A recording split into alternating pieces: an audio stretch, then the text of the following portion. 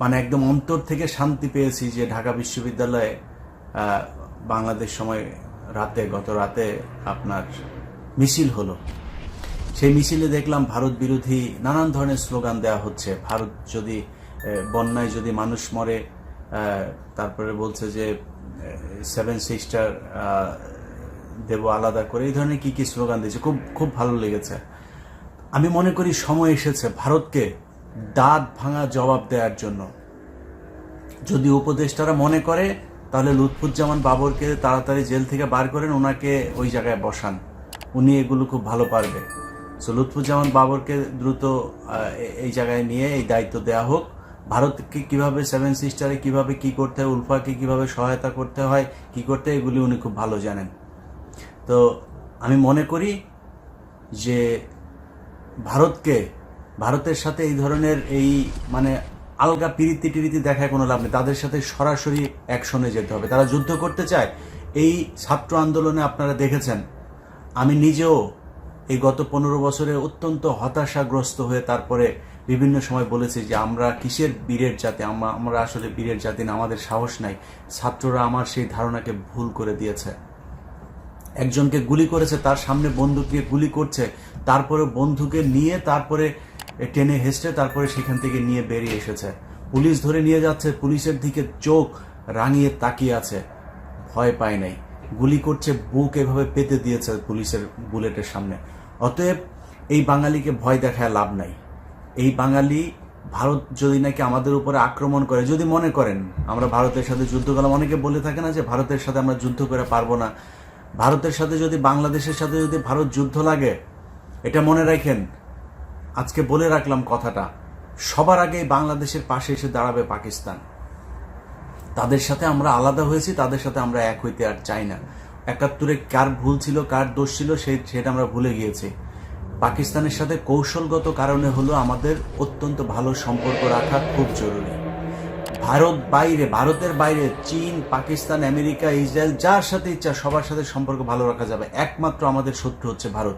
তাদের ব্যাপারে যে কোনো ধরনের ডিসিশন যদি নিতে হয়, আমার অনুরোধ থাকবে বর্তমান এই যে গভর্নমেন্ট আছে, সেই গভর্নমেন্টের যেই চিফ অ্যাডভাইজার আছেন ডক্টর মোহাম্মদ ইউনূস, আপনার কাছে অনুরোধ, বাংলাদেশের 16 কোটি মানুষ জীবন দেওয়ার জন্য, যুদ্ধ করার জন্য প্রস্তুত। আপনি শুধু সেই ক্ষেত্রটা প্রস্তুত করে দেন, আর কোনো কিছু আমরা চাই না। তারা যুদ্ধ করতে চায়, কিভাবে করতে চায়? অর্থনৈতিক যুদ্ধ করতে চায়, আমাদেরকে পেঁয়াজ দেবে না। পৃথিবীতে বাজার তৈরি করার জন্য বিক্রেতারা ঘোরে। ক্রেতা কখনো কেনার জন্য বিক্রেতা করে না। অতএব আমাদেরকে ভারত পেঁয়াজ মাগনা দেয় না, ভারত আমাদেরকে গরু ফ্রি এমনিতেই দেয় না। তারা বিশ্বের বিভিন্ন দেশে গরু রপ্তানি করে, মাংস রপ্তানি করে। সো আমাদেরকে যে খালি আমরাই নিচ্ছি এরকম কোনো কিছু না। তারা যদি না দেয়, আমাদের দেশে যেই এই শিল্পটা আছে, যে গবাদি পশু উৎপাদন শিল্প আছে, সেটা ভালো হবে। তাদের দেশ থেকে যদি আমরা ডিম না কিনি, মুরগি না কিনি, আমাদের দেশে ফার্ম হবে, মুরগির খামার হবে। তারা আমাদেরকে চিকিৎসা নেওয়ার জন্য খোটা দেয়, আমি মেনে নিচ্ছি যে আমরা চিকিৎসা নিতে সেইখানে যাই। কিন্তু আমাদের সরকার যদি চায় এই দেশে ভালো মানের হাসপাতাল তৈরি করবে, এই দেশের ডাক্তারদেরকে সুযোগ সুবিধা দিয়ে এই দেশের এই হাসপাতালের এই চিকিৎসা খাতে যে দুর্নীতি আছে সেগুলোকে ঠিক করে বাংলাদেশের চিকিৎসা খাত ঠিক করবে, আমি মনে করি একজন মানুষও ভারতে যাবে না। যখন ভারতে বাংলাদেশের মানুষ না যাবে, এটা ভারতের বাংলাদেশের মানুষের কাছ থেকে তাদের টাকা ইনকামের সবচাইতে বড় খাত। এই খাত বন্ধ করে দেন, ভারত অনেক সোজা হয়ে যাবে। তারা চিনি দেবে না, গরু দেবে না, আলু দেবে না, পেঁয়াজ দেবে না, দরকার নাই। আমরা না খেয়ে থাকবো। ডক্টর মোহাম্মদ ইউনূস, আমি বলে রাখলাম, বাংলাদেশের মানুষ 10 বছর আলু খাবে না, পেঁয়াজ খাবে না, লবণ খাবে না, চিনি খাবে না। তারপরও ভারতকে শিক্ষা দিতে এই দেশের মানুষ প্রস্তুত। আর যুদ্ধ করতে চায়, ভারত জীবনে কোনোদিন আমাদের সাথে স্থল যুদ্ধ করবে না। সম্মুখ যুদ্ধে কোনোদিন ভারত আমাদের সাথে লাগতে আসবে না, তারা পারবেও না। আর পারমাণবিক হামলা করবেন, বড় ভাই ওইদিকে আছে।